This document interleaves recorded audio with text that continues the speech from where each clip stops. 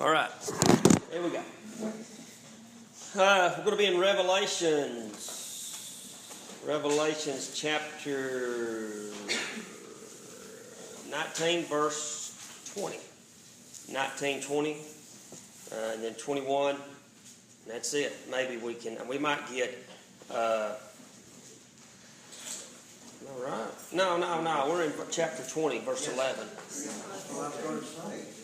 Chapter 20. If I wanted to go back, I could. Y'all ain't going to say nothing. If I wanted to, I don't think much of y'all could do anything. So, I do call Paul all the time, hey, where was I at? And, because it is hard to remember. And I used to write that stuff down, but I forget to write stuff down. Because I think I can remember, but then I can't remember that. It's just bad. Anyway, we're in Revelations chapter 20, verse 11. Here we go. We are talking about the great white throne judgment. And if you go back to 2 Corinthians, 2 Corinthians, let me see if I can find it. 2 Corinthians, I believe it's 5, verse 10. 2 Corinthians 5:10, and then Revelations chapter 20, verse 11. The two types of judgment. Let's look at 2 Corinthians 5:10. This is us. This is us, people who are saved, followers of Christ.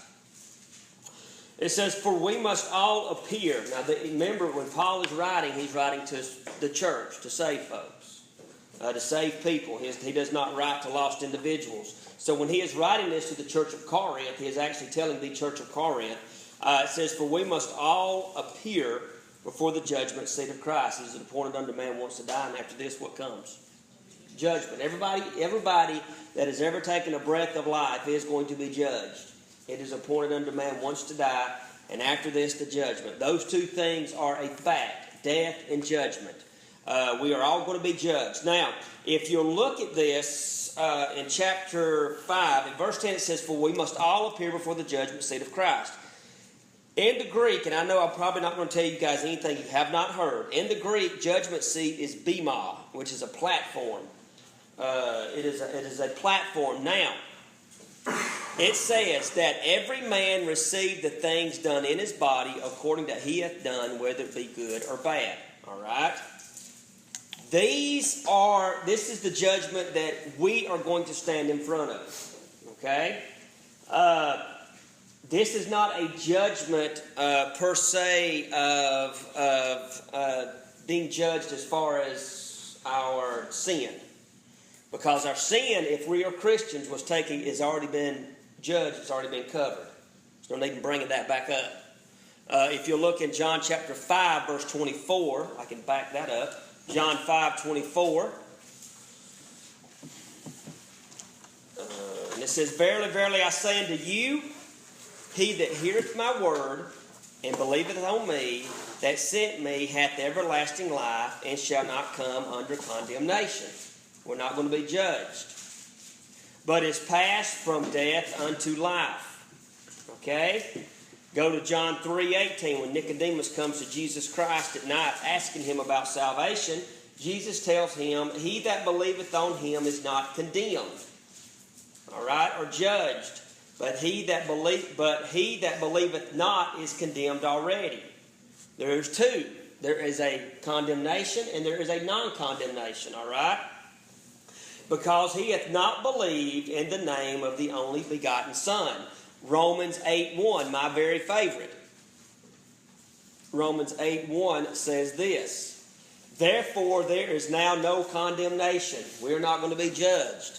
We are going to be judged as Christians on not the blood, because we're already taken up into the rapture. We're going to be judged on our works.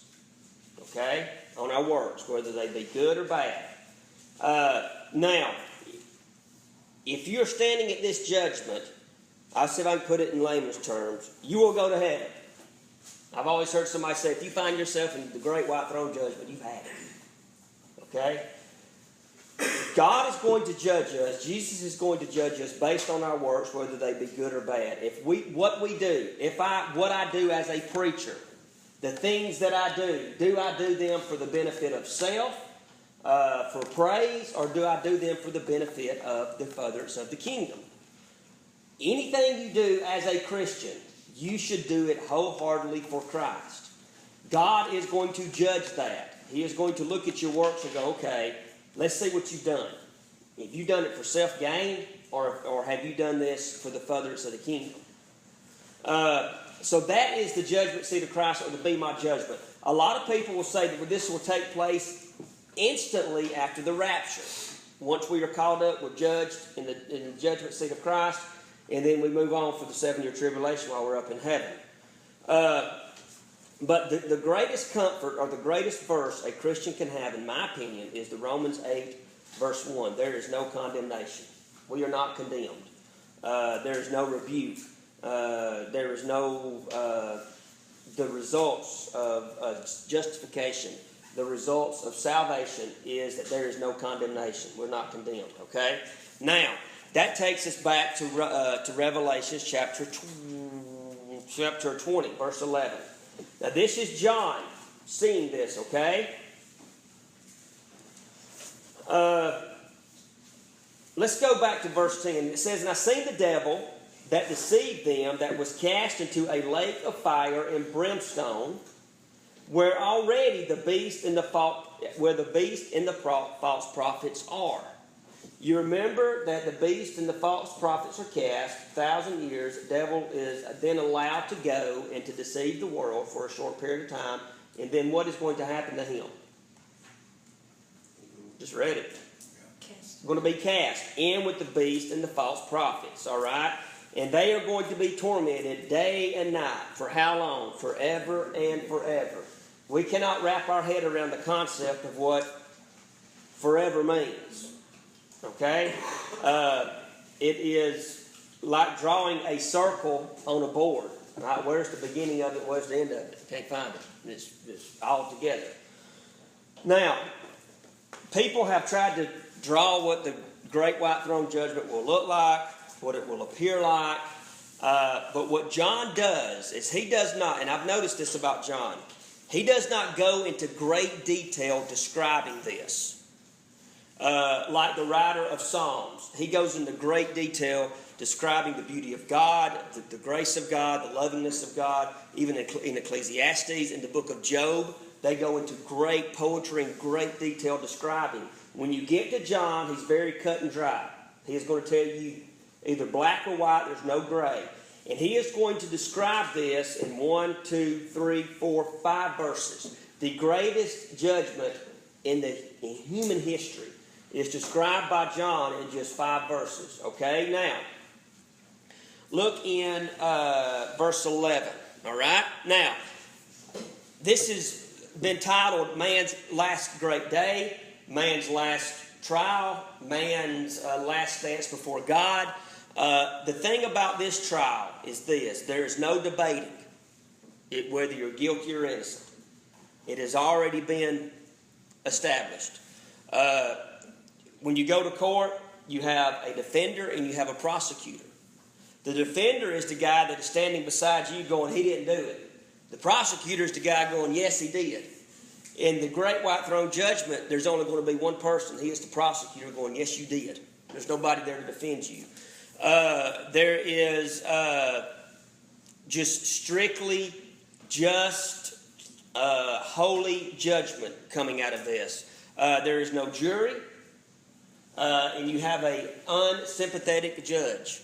A good friend of mine is, I'm not going to say his name, I don't want to be on, but he's a real good friend of mine, and he comes by about once a week at the radio station, and he's a judge. And he and I was talking one day, and he's the judge that you don't have a jury with. He makes the decision. He holds all the cards. And he says, people look at me all the time and go, I want a jury trial. He said, you don't get a jury trial in my court. Why not? He said, I'm jury. Well, who's the executioner? He said, you're looking at it. And he said, like you hold all the cards? He said, I hold all the cards. And that is the way this great white throne is going to be There is no. You can debate if you want to. You can argue if you want to, because it tells us in Matthew that they're going to be bound hand and foot. They're going to try to escape, and you can beg, scream, cry, but it's not going to do you any good. Now, John tells us this, that I saw a great white throne, white because it is pure, because it is holy, because it is righteous, there is no wrong in it. And if you look at that word great in the Greek, it is megas, it is nothing can compare to this, and it is a throne. Now, when we look at the word throne, it's going to be used in Revelations 50 times at least. And when we start looking at the throne, one of the first thrones that we see is that the throne that God is sitting on, it is a magnificent throne. It is a throne of majesty. It is a throne of color. It is where the 24 elders, the 24 and the 4 elders, everybody is bowing down, worshiping Christ. You got lightnings, you got thunderings coming out of this throne. And it is mentioned all throughout the book of Revelations. Now, this is a different type of throne. This throne is not going to show God's majesty. This throne is going to show God's judgment. Okay? So it is powerful because he describes it as a great white throne. And he is going to see something that instantly catches his eye. And him that sat on it. Okay? So you have, and if you want to, you can go home and Google Great White Throne, and it'll pull up a billion pictures of what this thing's going to look like. I don't believe we can describe it in human words, what this is going to look like. And it says, and I saw a great white throne and him that sat on it. This is how powerful this throne is. People will say, well, where is this at? We don't know. The Bible doesn't tell us. Because you'll notice that something is going to fade away. It's going to flee. Now remember, there's 3 heavens, right? There's the heavens that we can see out there where the birds are flying around. There's a second heaven where the moon, planets, and all that are at. And there's a third heaven, which is where Jesus lives. Okay? So you've got 3 heavens. But you'll notice in this that it is a singular heaven. It is not a plural.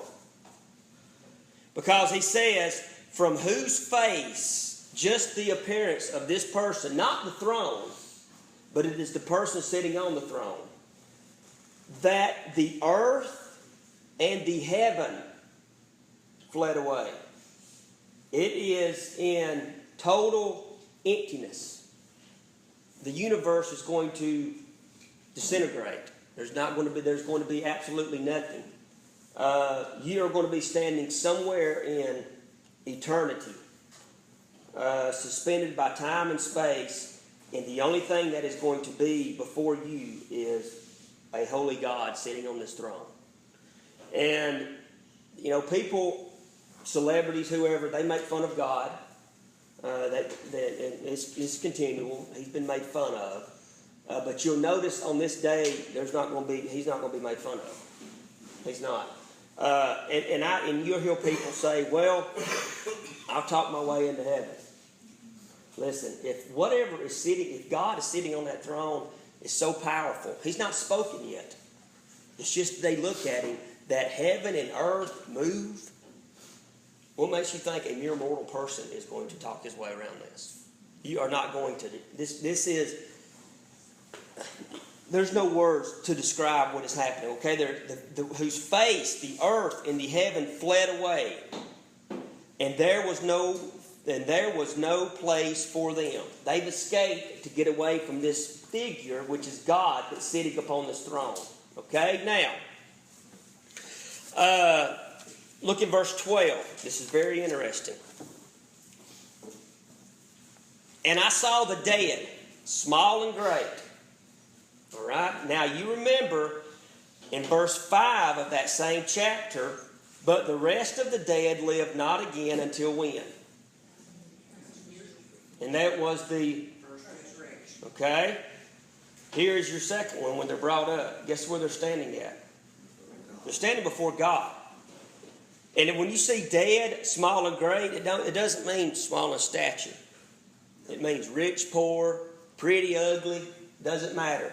This judge that is sitting on this throne is not prejudiced. Everybody is the exact same in his eyes when he is going to be judging.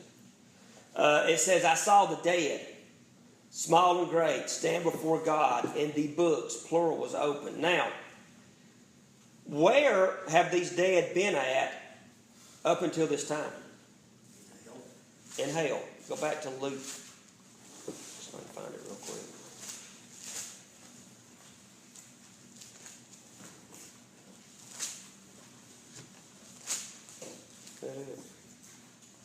Yeah.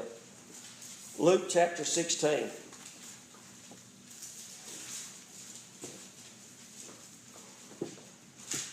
Now you remember, it tells us in this, it says, and I saw the dead. There's no living humans anymore. Everybody's been killed. Because if you go back to verse 9 of that same chapter, you don't have to write it down. And they went up on the breadth of the earth and compassed the camp round about the saints in the beloved city, and fire came down from God out of heaven and devoured them. Everybody's dead now. Okay? God's taking care of his enemies. They're all dead. That is why you see it now. It says, and I saw the dead. All right? Where have these dead been at? And there was a certain rich man, according to verse 19, that was clothed in purple, fine linen, and fared sumptuously every day. And there was a certain beggar named Lazarus, which was laid at the gate full of sores. Look over to verse 23. And it came to pass that the beggar died and was carried to the angels into Abraham's bosom. The rich man died, and he was buried. And guess where he lifted up his eyes? Not in the lake of fire, but where did he lift him up at? In hell. In hell. But if you look that up in the Greek, it is Hades. It means holding place. Okay? Hell is a holding place until you get to Revelation chapter 20. Okay? Because it says in hell he lifted up his eyes, and you'll notice that in verse 14 that death and hell are going to be cast into the lake of fire. Hell is just a temporary place until you get to Revelation chapter 20, where we're at now. But it's still in torment, though. It is still in torment. He said, of being in torments, and seeth Abraham afar off, and Lazarus in the bosom. And he says, have mercy on me, dip your finger, I'm tormented in this flame. So it is a holding place. Bible scholars were to describe that you're going to be pulled up out of this place. Your body is going to be resurrected with your soul. That body and soul is going to come together, and there you're going to stand before God. You're going to get a little bit of relief, but not much. This is what amazes me. We bellyache and gripe about the stupidest things. We do. Church members, we do. Pastors, we do. Why don't we take this serious? It says, I seen the dead, small and great. They're standing before God. They're not laughing. They're not cutting up. No smiles. They're not grinning. They're not chewing gum and blowing their bubbles, because they are standing before a sovereign, just, holy, righteous, unsympathetic God at this point. God, when they seen Jesus, this is what is amazing to me. Do you know who's going to be in verse 12? Pilate, Pharisees, Sadducees, scribes, Malchus, if he didn't get saved, he got his ear bit off. Jesus Christ healed him. Malchus never got saved. Guess where he's going to be standing at? Right there in verse 12. All of the Caesars, the Herod the Great is going to be standing before him. Herod Antipas. They are going to be standing before this throne. You remember that the last time Pilate seen Jesus, Jesus was standing before Pilate. Guess who's going to be standing before Jesus now? It's going to be Pilate. And it says, and I saw the dead, small and great. They were standing before God. This is what is amazing to me. The books were open. The books were open. This has been debated for a long time, what these books are. Okay? And the books were open, and then another book. You've got plural books, but then one is going to stick out in particular. Okay? In the Roman times, there were two books that was kept in the city. You had the book of the criminals, and you had the book that treated the state great. And when I say state, it meant all of Rome, the mother state. And if you would commit a crime, or if you commit anything, you would have a judge or you'd have a scribe in that city to write your name down. We have them now. They're usually seen at the post office or wanted posters. And then you would have a book that was open in Rome during the Roman times. If you'd done something for the state that was gallant or being a hero, they would write your name down there. So if you ever was going to be buried, when you died, if you had somebody that needed to speak over you, they would be presented the preacher with 2 books. And they would look at these 2 books and find which name he was in, and whatever name he was in, that's the book they would talk to you about out of. Say TJ, I'm just not picking on you. He's sorry as mud. No, you're not. He's living in Roman times. TJ's just sorry. He dies. I'm the judge. I'm one of the high in commands. You're going to have to preach his funeral. All right? Here's his books. Find his name. All right? I want to look in the book of the righteous. His name's not in there. Let's look at the book of the condemned. There's his name. That's how I'm going to preach his funerals. He's condemned. Because you know why? His name's not found in the other book. So we have 2 books, and I believe that one of the books is you've got it in front of you. This book right here. And then there is another book, and it says, and their books were open. Do you know that God knows exactly who's in this book? Even before this book's open. So why in the world is he going to bring out these books if he already knows? To prove to you that you're not in there. Okay? If you find yourself standing here, you're in a bad way. And that's the honest to God truth. You are in a bad way. And it says the books were open, and another book was open, which is the book of life. And the dead were judged out of these things which are written in the books. It's got all these books. But the book that sticks out the most is going to be the book of life. And it says, judged out of these things which are written in the books according to their works. Okay? Now, you've got a book of life, and then you've got a book of works. Okay? We don't know what the other book is. It could be the Bible. We don't know. Written in the books according to their works. All right? So you've got a book. If your name's not going to be in there if you're standing here in verse 12. But he's going to have it there so he can, because people's going to argue. It's in there. No, it's not. Yes, it is. Well, let me look again. It's not in there. And then the book of works. Now, this is something that is, a lot of people will agree with it, a lot of people will not agree with it, and that's fine. There are different degrees of punishment in eternity. A lot of people think, oh, here's what's going to happen. Everybody's going to be gathered up. You're going to be thrown in the lake of fire. Everybody's going to have the same punishment. Scriptures never say that. If you go to Matthew chapter 10, verse 14 and 15, this is why you have a book of works. Okay? And what this book of works basically pertains to is that, do you know it is dangerous? The most dangerous thing that a person can do is hear the gospel and turn away from it. That is the most dangerous thing. Pat Henderson, my mom and dad, and Chris knows them. I don't know if I've ever told you this story. She had a daughter named Lori that passed away. And she was at the funeral home in Fort Pansman years ago. And Pat was standing at the head of the casket, and you never know what to say. You know, you don't never know what to say to these people. And Pat looked at me, she goes, you know, Chris, there's a fate worse than death. And it never really hit me what that meant until I got to studying this, and there is a fate that is a lot worse than death. And it is found right here in Revelation chapter 20. If you'll go to Matthew chapter 10, verse 14 and 15. Now, if you don't say, well, Chris, I don't agree with you, that's fine.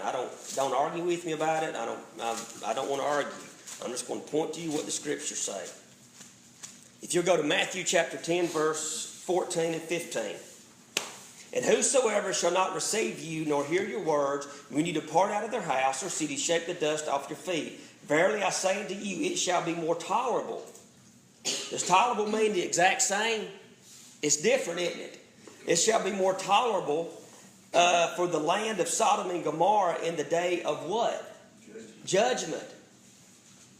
Than for that city. There is different degrees. He says, if you go in there and you preach to them the gospel, and they say, we don't want to hear it, hell's going to be hotter for that bunch than it was for the bunch at Sodom and Gomorrah. Do you know why? Bunch at Sodom and Gomorrah, as far as we know, it never heard the gospel. Did you know when those angels went down there, they never handed out tracts? They never had a camp meeting. You know what they went down there and done? Brought judgment. Go to Matthew chapter 11.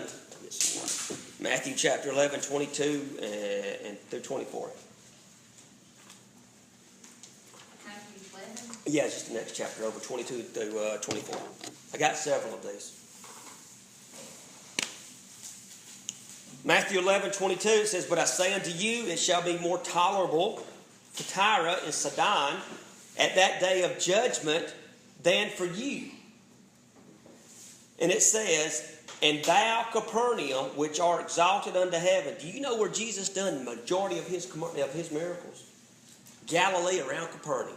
They say more, that bunch at Galilee say more miracles. He only done like 2 in Jerusalem. The rest of them's up in Galilee.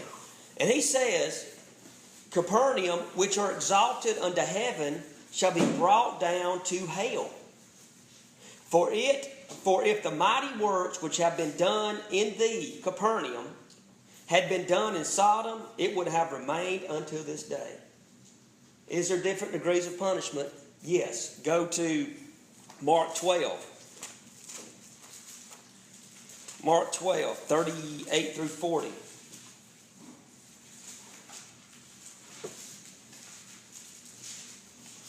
But he said unto them, beware of the scribes which love to go in the long clothing and love salutations in the marketplaces, and to the chief seats in the synagogues and the uppermost rooms at the feast. The scribes and the Pharisees, and you know what? You should know this by now. We've been going through John for a year. Who heard more gospel besides the disciples? Scribes and the Pharisees. They heard the Good Samaritan. They heard the Lazarus gospel about the rich man and Lazarus. They heard the Sermon on the Mount. They heard all the gospel. And he says, which devour widows' houses, and for the pretense make long prayers, these shall receive the same exact judgment as everybody. What does your Bible say, Paul? A greater judgment.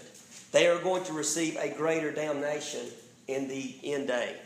When they die, their judgment's going to be worse than yours, is what he's basically saying. Go to Luke 12, 47. I know I'm giving you a lot of verses. I want to make sure I got my... Luke 12, 47.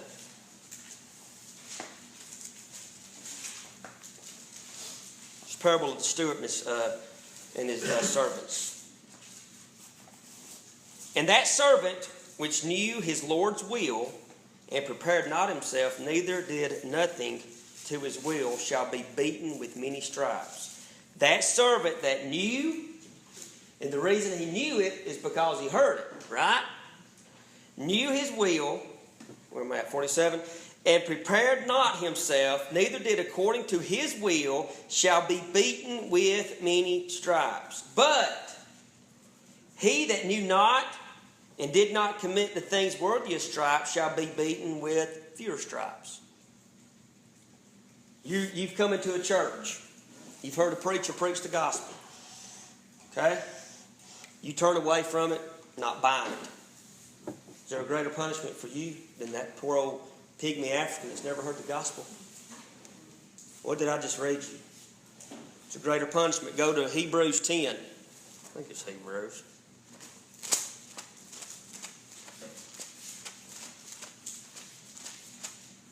Hebrews 10, 29. This is the one a lot of folks hold on to. Oh, how much more the punishment. Does that say the exact same punishment or more? How much more sore the punishment, suppose ye, shall ye be thought worthy, who hath trodden under his foot the Son of God, and had counted the blood of the covenant. You sit and listen to the gospel, and you reject it, and you reject it. You know what happens every time? Temperatures in hell's turned up just a little bit more for you. That is petrifying. go to Romans 2:5. And there's about another 30 verses of these. I'm not going to tax your patience with it. Romans 2:5. Now, something that all these people have had in common with, I think it's Romans 2:5. Yeah. Romans 2:5. But after thy hardness, and impedient heart treasureth up thyself wrath against the day of wrath and revelations of righteousness, judgment of God, who will render to every man according to his deeds. The thing that you find in Matthew, Mark, Luke, Hebrews, and Romans, these people all had one thing in common. They heard the gospel. Every one of them heard it. Every one of them rejected it. And I read to you several verses that said their punishment is going to be what? Greater. What I'm fixing to say is going to shock some of y'all. If you've got it in your mind made up, I'm not ever getting saved, you know what the greatest thing that could happen to you right now is? God, go ahead and take your life. Do you know that? Here's the thing. People that never have heard the gospel, they are not going to get a free pass into heaven. It don't work that way. Paul tells us in Romans, you can walk outside and know there's a God. Those people are not going to have it quite as bad as people that come to church day in, day out, hear the gospel, and say, no thank you. So I don't agree with it. I just read you several passages of scriptures that back that argument up. He tells them in Capernaum, man, y'all seen all these miracles? That's where Matthew was at when he saved. Guy on the stretcher, he said, y'all seen every one of these miracles. And again and again and again, you said no. He said when it comes down to crunch time, that bunch at Sodom and Gomorrah, they're not going to have it quite near as bad as you guys. Because you've rejected and you've rejected and you've rejected the gospel. That is scary. All right, go back to Revelations. Trying to finish up. Revelations 12. And I saw the dead, small and great, stand before God, and the books was open. Another book was open, which is the book of life. And the dead were judged out of those things which were written in the books according to the works. And there's three things it's going to give up. The sea, death, which is the grave, and hell. Those three things are going to give up something. They're all going to give up the dead. Y'all remember, I think it was said Osama bin Laden that they buried out at sea. Was it Osama? Yeah. You know what's going to happen to him? When you put a body into the sea, that salt water and all that starts instantly deteriorating anything it touches. Okay? And once that, whatever that garb they wrapped him up in is gone, and you got the fish, and you got the sharks, and you got the whales, you got these little crabs, you got these lobsters, and they're going to eat away at all this. And eventually what happens is that body that's dumped out at sea is going to turn into just basically nothing. Okay? Somehow, some way, God is going to gather every bit of that up out of that sea. All these molecules, all these cells, all these blood vessels, everything else is going to be poured together, and He is going to sit you right down in front of Him. All those sailors that have died at sea, lost without Christ, they're going to be poured up out of the sea. Do you know how they're going to be poured up out of the sea? Because what has fled away from the very face of God? There's no more sea. They're just laying there. Because earth and heaven is gone. And it says, and the sea gave up the dead which was in it, and death and hell delivered up. That means they actually took you by the hand and brought you before God.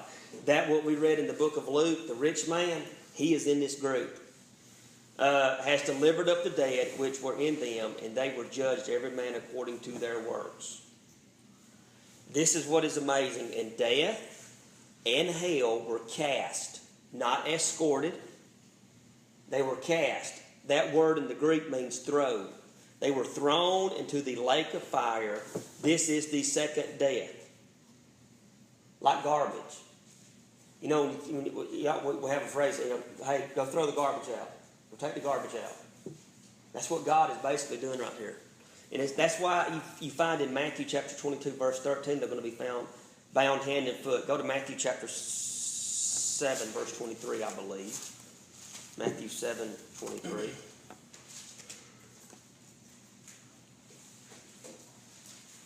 Go to verse 21.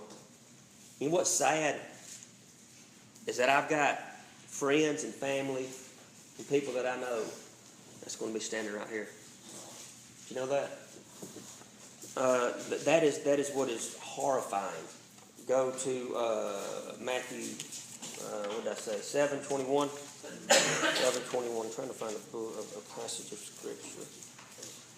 Matthew 7:21, it says, now not, there we go, everyone that saith unto me, Lord, Lord, shall enter into the kingdom of heaven, but he that doeth the will of my Father which is in heaven.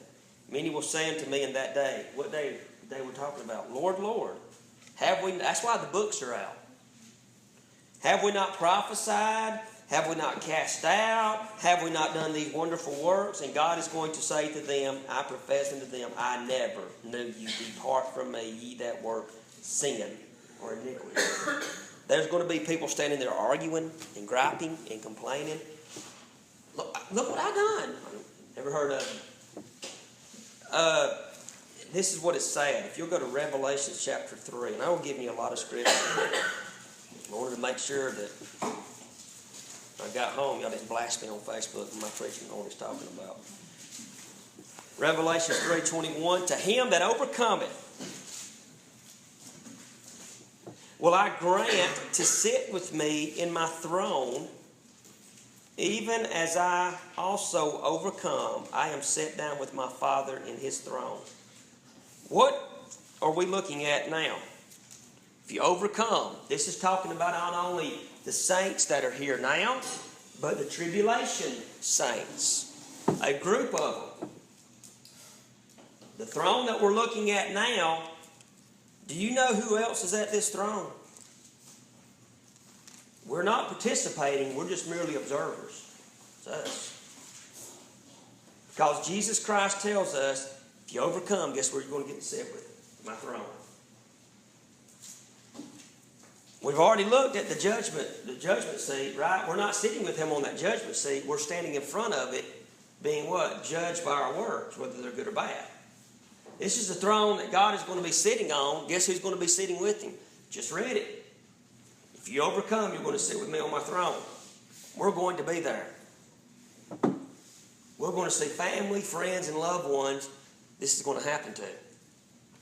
We are going to, and this is what is sad. When God is doing this, do you know why he is doing this? Because he has got to rid the earth of these people in order for a new heaven and a new earth to come in. And that is why you see now in verse 20, in chapter 21, tears are going to be wiped away. Do you know that? Who's the ones doing the crying? And God shall wipe away all the tears from their eyes. Who's doing the squalling? It's not the people that he's throwing in the lake of fire. Guess who it is? It's us. Why are we crying? That's right. When common grace is removed, and we look upon those people for the monsters they are, do you know what? We are going to be begged, get rid of them, get rid of them, get rid of them. This earth has got to be rid of them. That is what is so, you do not see in verses 11 through 15 any sympathy from God, do you? You see any love there? Any grace, any mercy? No, he is unsympathetic. He is getting rid of these people. Death and hell were cast into the lake of fire. That is the second death. And whosoever was not written in the book of life was cast into the lake of fire. That ends it all. You're either there or you're not. It's pretty basic, isn't it? You're either saved or lost, Christian or non-Christian, follower or not a follower. And whosoever was not found written in the book of life, no if, and, or buts about it, you are going to be cast in this lake of fire. Dear Heavenly Father, we love you and we thank you. We know, dear God, that one day you're coming back.